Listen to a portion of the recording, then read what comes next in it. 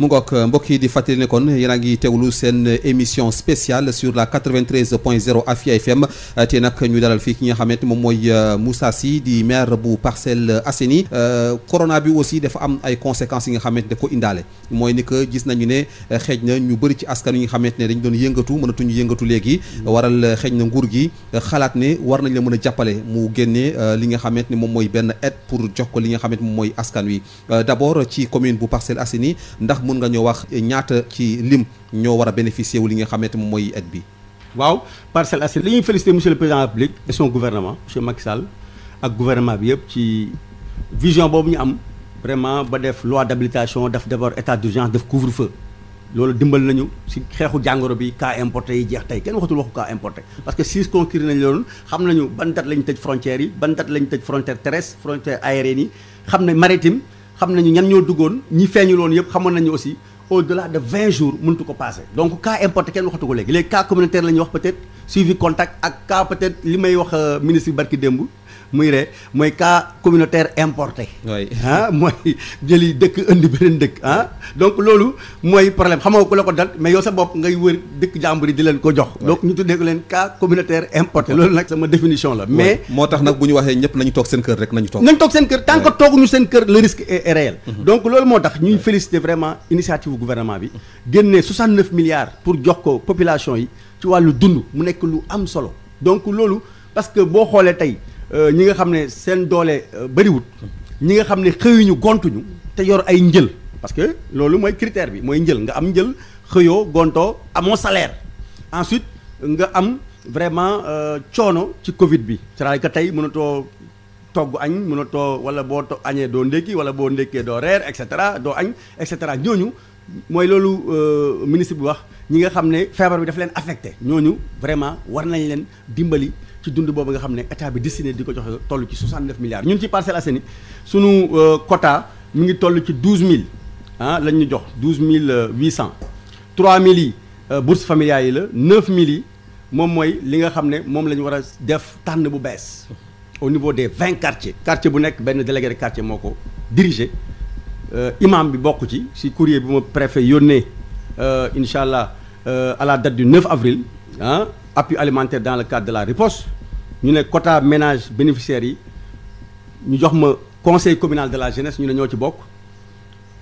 conseil consultatif des femmes relais communautaire bàjjenu gox les 20 délégués de quartier le maire les 2 élus président commission de santé commission action sociale ak développement communautaire ak comité de santé fu mu am ci lañ bokk donc ñooñu ñooy quartier bi tey ñooñu ñooy dem tànn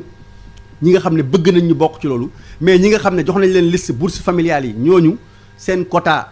xam nañ ko nombre bi xam nañ ko dañ leen di woo rek identifier vérifier xam ndax ñu ngi ci dëkk bi ndax fii lañ dëkk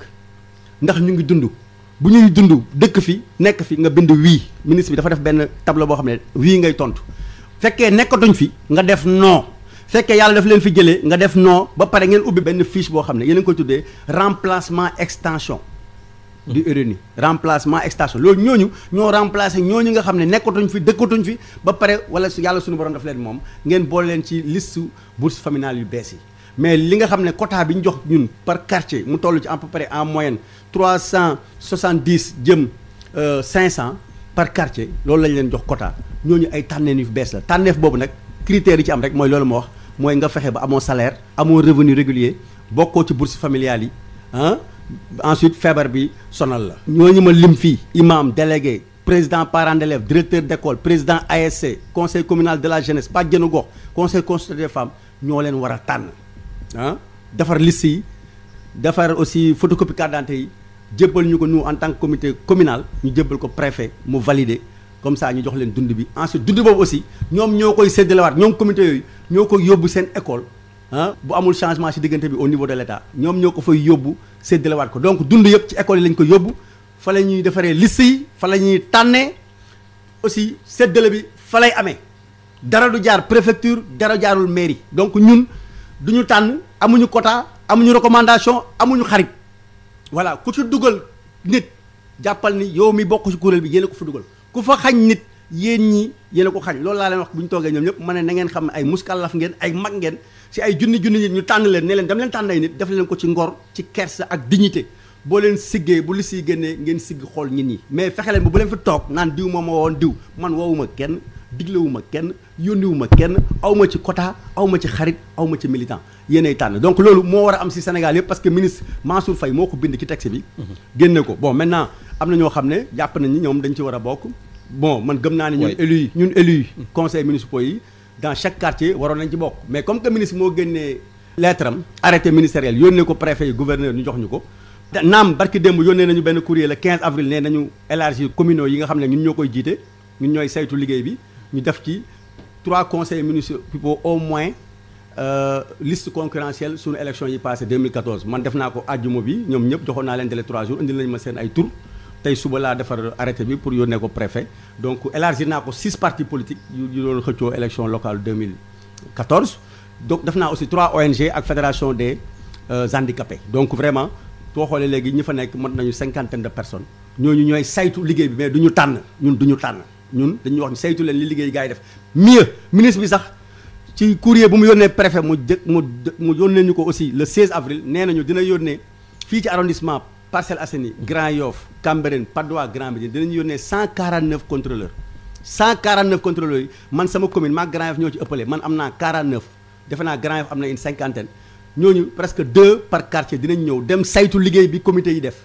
donc comité yi bu ñu defee liggéey bu jaadu yoon contrôleurs yi bu ñu ñëwee dañ koy wax leen reprendre leen à zéro donc vraiment ñu ngi leen di wax encore nañu def liggéey bi en équipe liggéey bi wax nañ leen ci école yi lañ koy xëyee di ko fa def fa la ñu war a wàccee kenn warul def liggéey bi ci biir kër pas kër délégué de quartier wala kër imam wala kër président ASC ci école ba boo leen recensé ngeen dem école ba ngeen délibéré ñëpp nag mënuñu am vraiment yàlla mi ñu sàkk sax joxul ñëpp loolu aussi il faut ñu wax ko nit ñi ñëpp mënuñu am mais gëm naa ni quota yi ñu leen jox boo ci boolee bourse familiale yi vraiment néew di doole yi mën nañ ci am sans compter nag ñun maire yi incha allah dinañ ci dellu si bu état pare ñun tamit dañuy ñëw indi li nga xam ne préparé nañ ko pour jox ko population yi d'accord mu ngoog mbokk yi ñu egg nag fi nga xam ne xëy na peut-être mën nañu may quelques personnes ñu bëgg a réagir ci émission bi ci 88 lay doon 628 05 05 88 628 05 05 ñu mun leen jëlaale kon ci ligne bi di fàttali ne kon seen émission spéciale moom ngeen teewlu sur la 93.0 Afia FM monsieur le maire Moussa Sy bu Parcelles Assainies moom lañ fi dalal ni ki tey mais monsieur le maire sànq ci say kaddu yaa ngi wax ni par rapport ak li nga xamante ne moom moo ñeel tànneef bi yéen tànnoo leen mais ñu gis ni que fan yi dafa am benn coow li nga xamante ne dafa installé wu ci Parcelles Assainies coow loolu alors lan moo koy waral coow bi ñaari nit rek la kenn ki dafa ñëw ñu convoqué 250 personnes 20 quartiers en moyenne 12 à 13 personnes mu ne du raxasu du def gel bi ma ñëwee fii léegi nga may dalal ci suuf di ma accueillir da nga maa jox gel ma raxasu effectivement su ma newoon du ma ko def am nga droit ne ma doo dugg ci rajo bi oui man du ma nekk maire ma convoqué 250 personnes ay muskalaf ay kilifa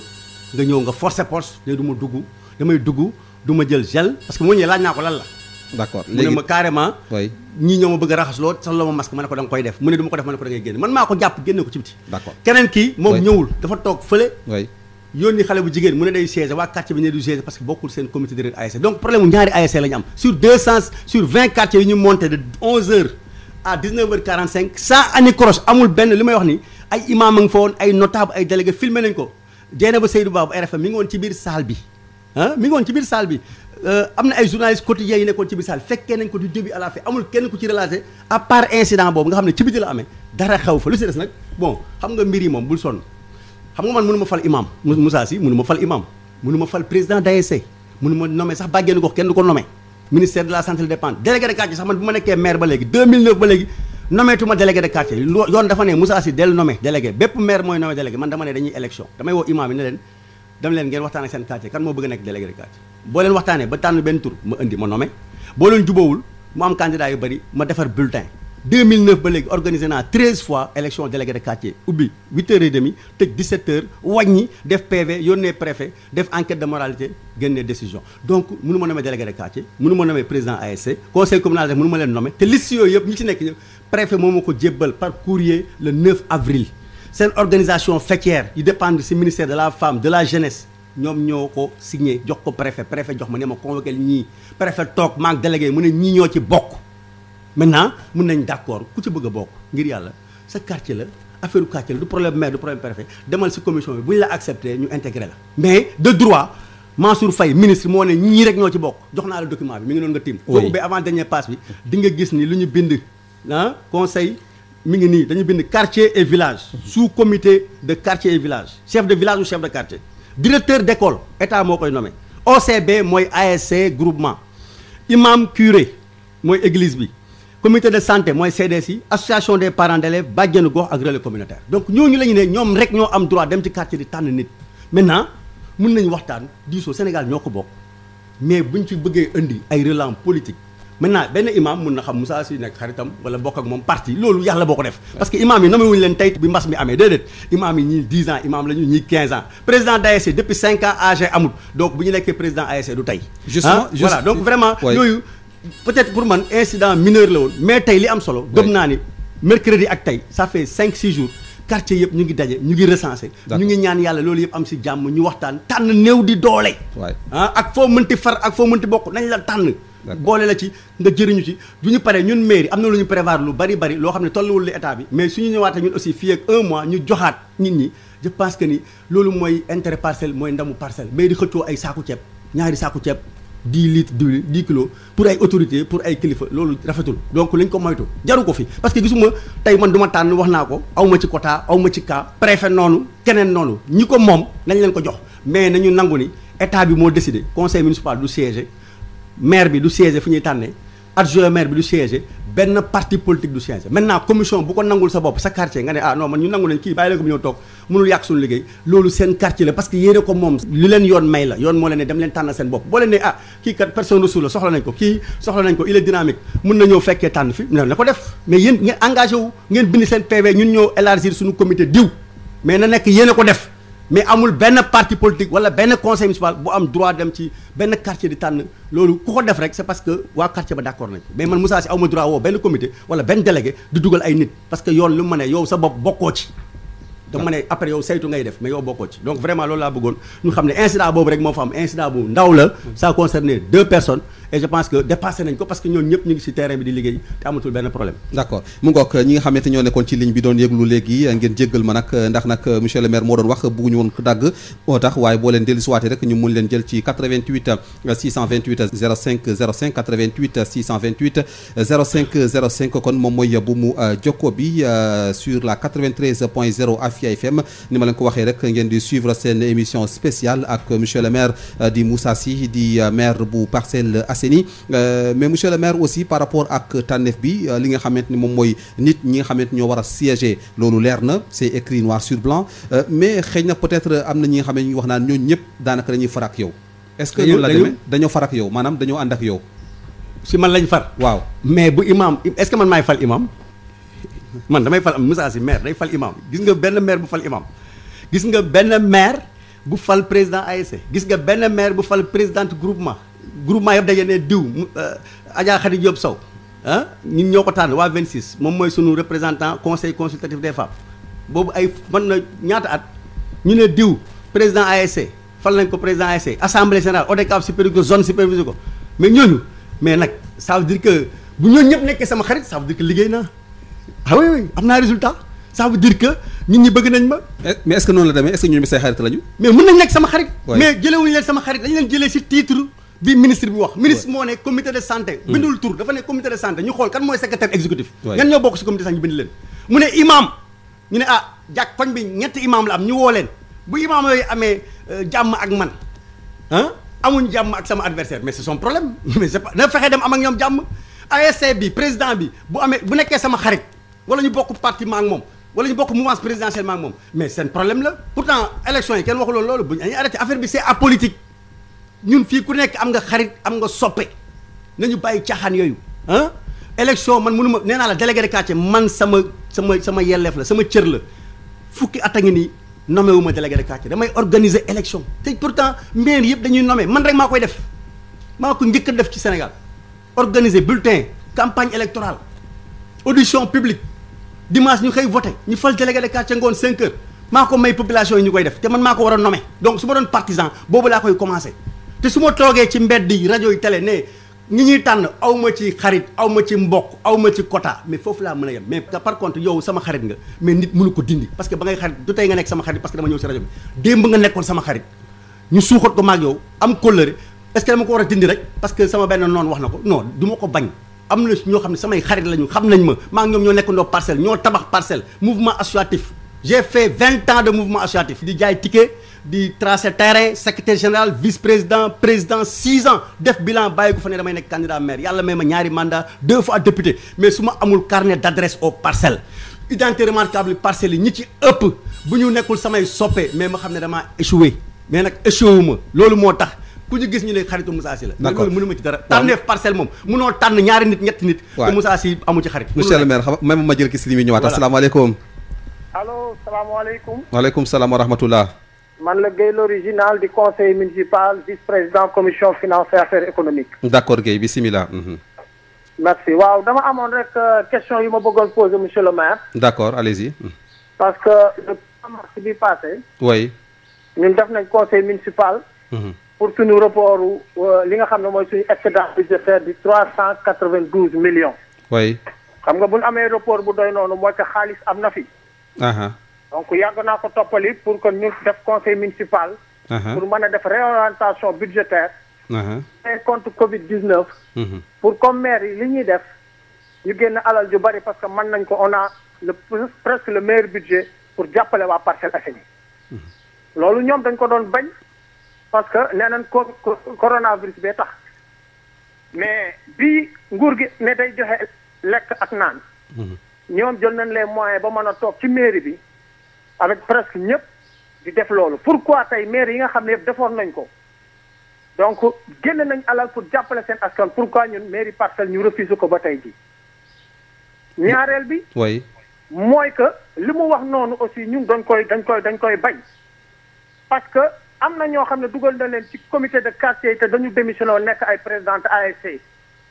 am na ñoo xam ne aussi dañ ci bokk de droit moom moo leen refusé ñu dugg ci gis nga nit nag dañuy waxante dëgg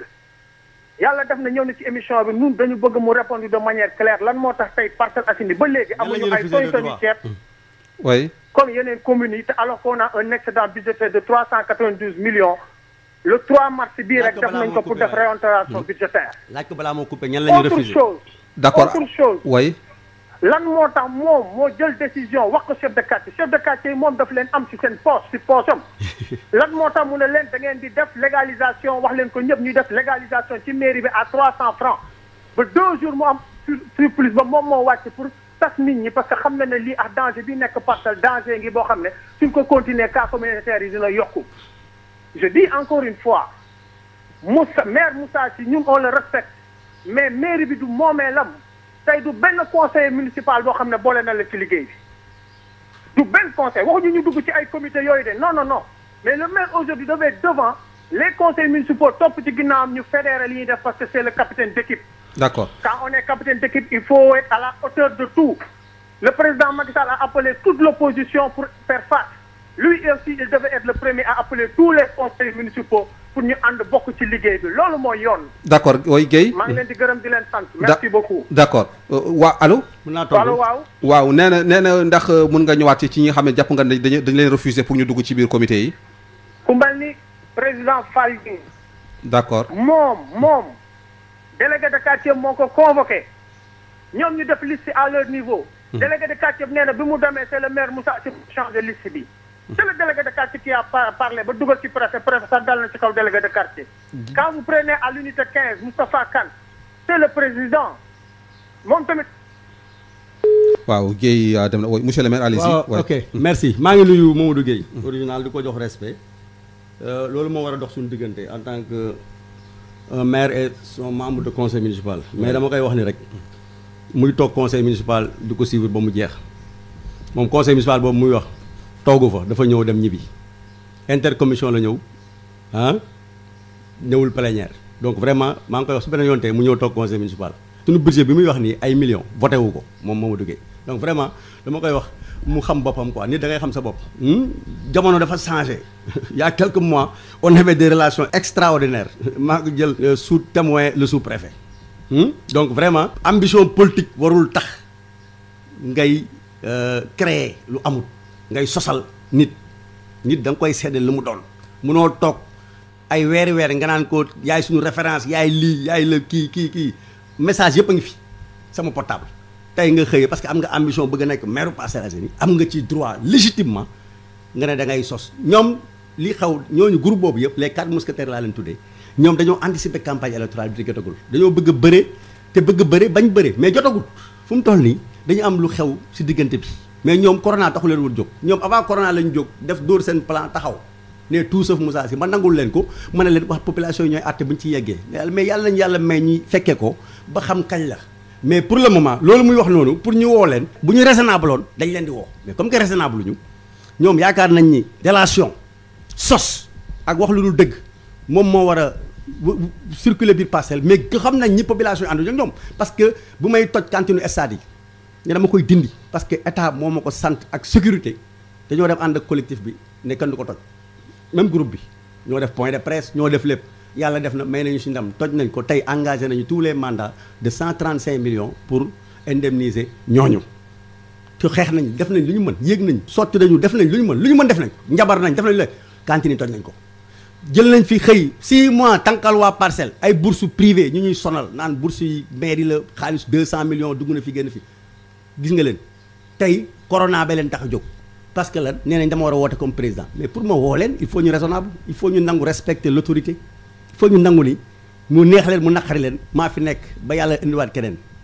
parce que ñoo doon ànd maa ak ñoom bokk nañ activités yu bari ñu nangu ko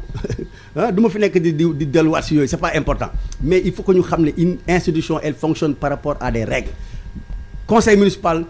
dafa am code général des collectivités de 2014 code général moom moo ko tenir c'est-à-dire que moom moo ko réglementé mënuma ci def lu ma deful def naa autorisation spéciale d'excédent budgétaire de 155 millions def naa ko dugal ko santé action sociale def dépense d'investissement parce que damay tabax ay salle de classe dama am aussi yeneen dépense mais moom fekkewul conseil bi maa ngi jël témoin tous les conseillers nekku fa woon nan lay xamee lu ñu def donc man soxlawu ma def comme sama yeneen collègues yi nga xam ne ñoom peut-être si seen prévision prévoir duñu ko woon man sama prévision budgétaire aujourd'hui j'ai au moins 250 millions yu nekk ci ay comptes yoo xam ne dédié la dépense moo bëgg a def mën naa ko def te du ma woote conseil municipal je parle sous le contrôle du percepteur receveur ensuite même bu dul loolu même su ma ko deful la loi me permet chaque 3 mois ma tenir conseil municipal conformément au texte muy ordinaire mais aussi extraordinaire donc yoon may na ma ñaari sañ-sañ chaque 3 mois war naa def conseil def naa mars benn ordinaire parce que voté woon naa sama budget depuis décembre préfet approuvé ko début janvier ensuite yoon mayaat na ma su ma neexee avril bi ñu nekk nii ba juin mun naa tenir session ordinaire defaat session extraordinaire mais buy durer 15 jours su ma ko deful léegi aussi su ma neexee xaar ba mai ba juin ma def virement de crédit moom ñaata yoon lañ ko convoqué réunion mu def virement de crédit def autorisation spéciale fonds de dotation war naa ko def mais gisuma urgence bi tax ma def ko parce que lu ma soxla def naa commande ceeb def naa commande suukar café meew bu état bi pare ba listam yi génn officiel ñi amul ma jël ci loolu joxe ci loolu. ci turu commune man am naa ci turu commune man am naa sama vision xam naa gestion mënu ma nekk maire pendant 10 ans quand même ay détails élémentaires yooyu di ma représenter donc dama koy ñaan mu am humilité Mamadou amal humilité nga wàcce waat sa bopp nga changé mënoo nekk ak say nawle ñu am fu ñu la teg nga xëy rek am nga ambition nekkal candidat maire am nga ci plein droit kenn mënu la ko tere mais nag boo bëggee nekk ak nit ñi boo bëggee nit ñi lu ñuy def ñu woo la yow conseil municipal nga da ngay délibérer c'est l'aspect réglementaire l'aspect gestion c'est le maire assisté de son bureau municipal donc dafa may neex ma woo la su ma neexul du ma la woo li ma lay wax mën nga dem laaj préfet dina la àtte parce que lu population lu xew parcelle muy mën ak conseiller muy mën ak population yi ku d'accordul ci man rek da nga dem préfet mu àtte ñu parce que préfet moo fi nekkal état mënuma abuser loi yi donc vraiment ci tontu loolu laa ko bëggoon wax ñaari ASC tontu naa ci benn bi incident la waa ji turam mi ngi ci woon parce que Mahdo bi ñu ne man moom laa ko remplacer c'est pas vrai Mahdo comité de santé moo ko fa indi mais moom Fall Gningue bu mu ñëwee président ASC Gent bi mu nangu woon raxasu jël gel salle bi da ciy dugg d'accord mais dafa bañ ñu génne ko ci biti donc vraiment Moustapha Kane wax naa ko la bu mu ñëwee ñëwuloon moom en personne xale bu jigéen la yónni président Mbacké Sall Kalidou Ba seen ay délégué quartier ak responsable de jeunes ñoo dàq ndaw si ne ko du fi dugg parce que bokkul seen ASC mais loolu problème quartier du ma ci dugg parce que mënu ma fal kenn ci quartier